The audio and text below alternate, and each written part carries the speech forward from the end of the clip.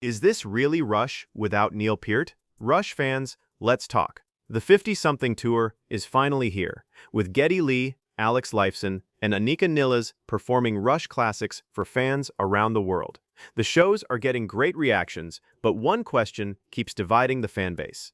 Is this really Rush without Neil Peart? Some fans say yes. They believe Geddy and Alex helped build Rush from the beginning and have every right to continue the band's legacy. They argue that nobody is replacing Neil. Anika is simply helping bring these legendary songs back to life. Others strongly disagree. They believe Rush ended when Neil Peart passed away. To them, the chemistry between Geddy, Alex, and Neil was the heart of Rush, and without all three, it shouldn't be called Rush. So where do you stand? Is Rush still Rush without Neil Peart? Or should Geddy Lee and Alex Lifeson have used a different name for this tour? Drop your opinion in the comments. This should be interesting.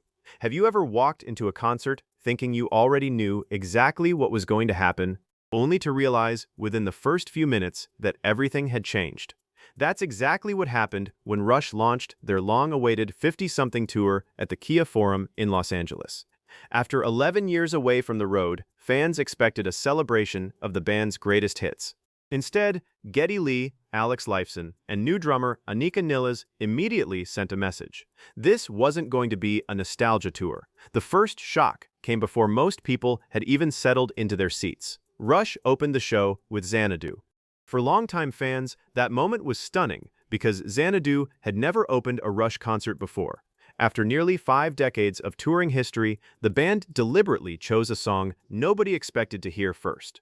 It was a bold move, especially considering the enormous pressure surrounding this comeback. Nkade Nibazar Midand. Remember, this wasn't just another tour. This was Rush's first major tour since 2015, and their first full tour without legendary drummer Neil Peart, who passed away in 2020.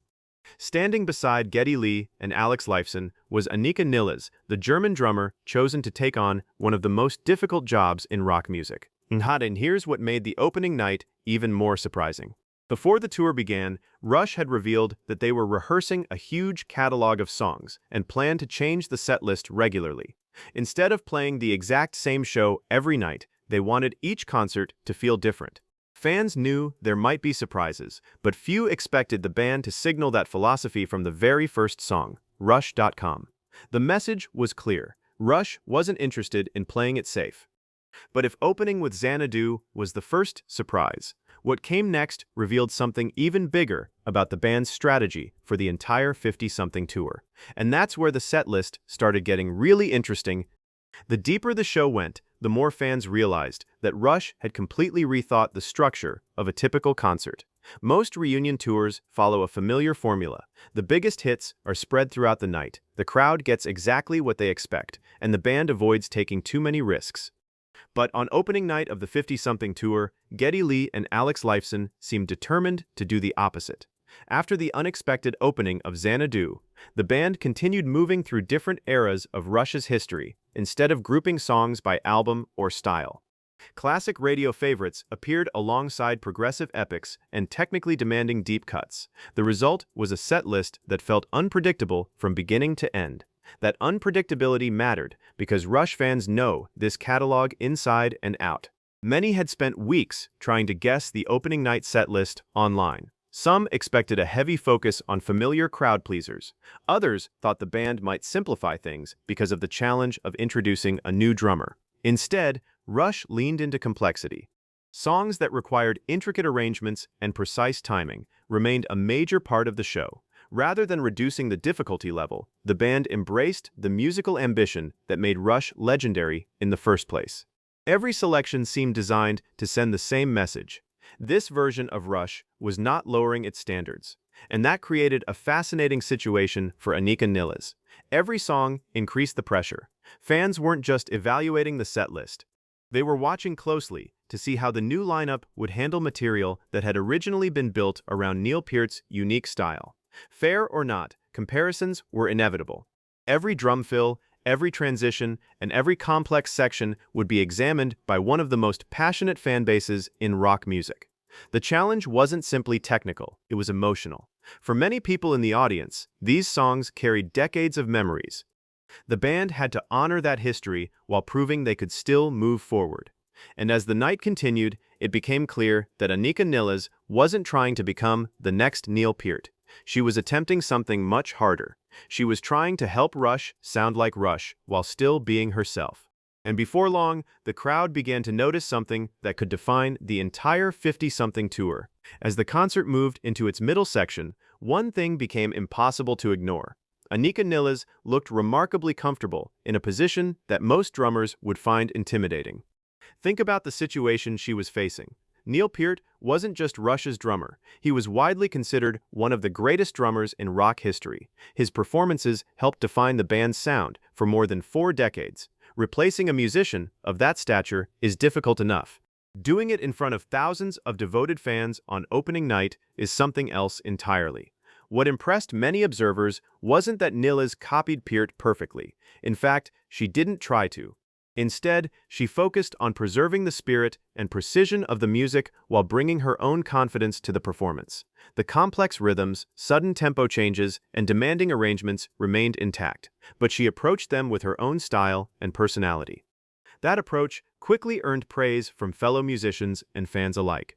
Many noted how relaxed she appeared despite the enormous pressure surrounding the tour. Rather than looking overwhelmed, she seemed fully engaged and excited to be part of the moment. And that confidence had a ripple effect across the entire stage. Geddy and Lifeson looked energized. After years away from large-scale touring, both musicians appeared to be enjoying themselves. Lifeson's guitar work remained as expressive as ever, while Lee balanced vocals, bass, and the emotional weight of returning to the stage without his longtime bandmate. The chemistry between the 3 performers became one of the night's biggest stories, because this wasn't simply a case of 2 original members hiring a drummer to fill a vacancy. As the songs continued, the lineup began to feel like a functioning band rather than a temporary arrangement. That distinction may sound small, but for fans wondering whether Rush could truly work in this new era, it was incredibly important. Then, another factor started becoming clear. The setlist wasn't just testing Anika Nilles, it was testing the entire lineup. And the most demanding songs of the night were still ahead, including several that would reveal whether this new version of Rush could truly carry the weight of the band's legendary catalog. By the second half of the show, Rush faced the moment that many fans had been waiting for. Opening a tour with a surprise song is one thing. Sustaining that momentum through an entire evening is something completely different. This is where the band's biggest challenge emerged. Rush's catalog is filled with songs that aren't just popular. They're incredibly demanding. Tracks like La Villa Strangiato, selections from 2112, and other progressive-era favorites require a level of coordination that few rock bands can match. Every musician must be locked in. One mistake can throw off an entire section. Yet, as these more complex pieces arrived, the new lineup didn't retreat into safer territory. They leaned into the challenge. Lifeson's guitar work remained sharp and dynamic, moving effortlessly between delicate passages and powerful riffs. Geddy continued to carry the dual responsibility of lead vocals and bass, a task that would be difficult for most performers even without the emotional significance of this tour. And then there was the audience reaction. As the show progressed, it became clear that fans weren't simply applauding out of loyalty.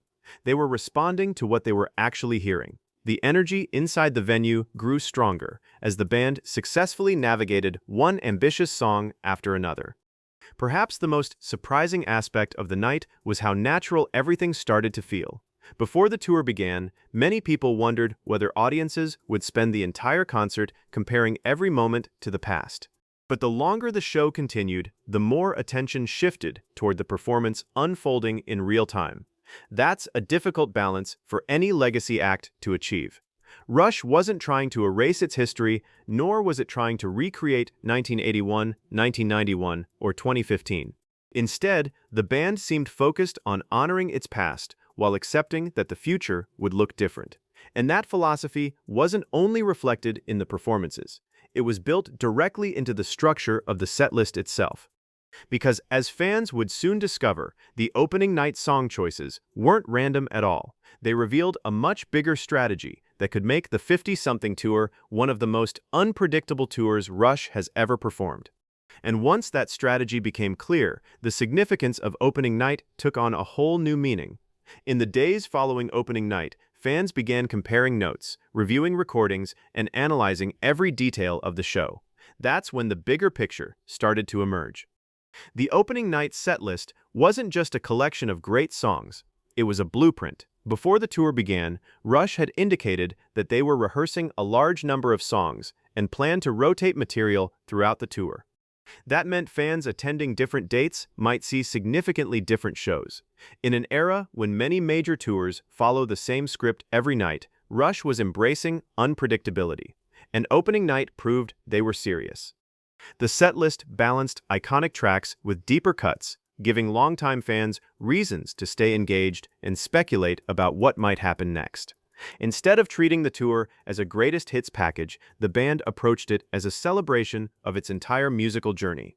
That decision also helped the new lineup. Why? Because it shifted the conversation away from a simple comparison with the past. If Rush had played only the most familiar songs in the most predictable order, every performance would have been measured against previous tours. But by introducing surprises and creating uncertainty, the band encouraged fans to focus on the experience unfolding in front of them.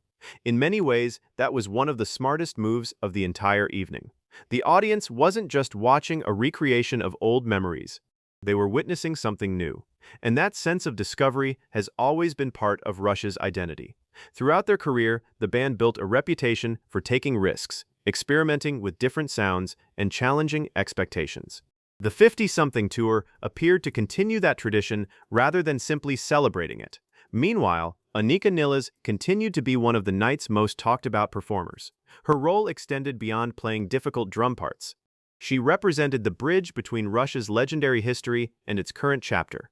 The fact that she handled the pressure with such confidence gave fans reason to believe that this lineup could succeed far beyond a single opening night performance.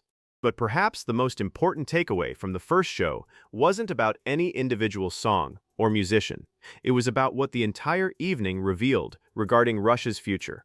And that brings us to the lasting significance of opening night and why it may be remembered as much more than the first stop on a tour. By the time the final notes faded on opening night, one thing was clear. The 50-something tour wasn't designed to be a farewell to the past. It was designed to prove that Rush could still evolve. That may be the biggest change Geddy, Lifeson, and Anika Nilles brought to the stage. The surprises weren't limited to the songs themselves. They were built into the entire philosophy of the show. From opening with the unexpected choice of Xanadu to embracing a rotating setlist packed with ambitious material, the band made it clear that comfort and predictability were never part of the plan. And that decision paid off. Instead of spending the entire evening trying to recreate history, Rush created new moments for fans to talk about. The excitement surrounding opening night wasn't driven by nostalgia alone. It came from uncertainty, risk, and the feeling that anything could happen next. For Geddy and Lifeson, that approach carried enormous significance. After more than a decade away from touring and following the loss of Nilles, simply returning to the stage would have been a major achievement. But they didn't stop there. They challenged themselves with a demanding set list and trusted a new lineup to carry the weight of one of rock's most respected catalogs. Anika Nilles rose to that challenge. Rather than attempting to replace Nilles, an impossible task, she focused on honoring the music while bringing her own strengths to the performance. Her confidence, preparation, and musicianship helped transform what could have been an emotional question mark into one of the tour's greatest strengths. In the end, opening night showed that Rush's legacy isn't defined by standing still. It's defined by movement.